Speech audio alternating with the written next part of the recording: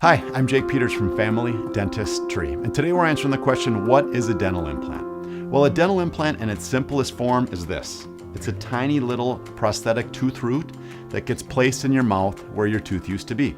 Now, onto dental implants, there's all kinds of applications and things that we can do with them, and that's one of the reasons they've become so popular.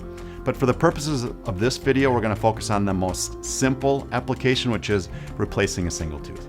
Now, with all dental implants, it's important to remember there's two steps to dental implants. The first step is what we call the kind of surgical step, and that's where the dental implant gets placed in your mouth where your tooth used to be. Now, almost everybody asked, does it hurt? Do implants hurt? And the answer is not really. As you can see, dental implants are very small and it's a very minor surgery, and almost everyone will tell you getting the tooth removed in the first place was way worse than getting the implant placed. Now, after the implant gets placed, it hardens and kind of heals in the bone for a period of a few months, and then we can move on to stage 2, which is actually putting the tooth onto the implant. And this is the part I always look forward to because this is a much easier process. There's no drilling, there's no numbing.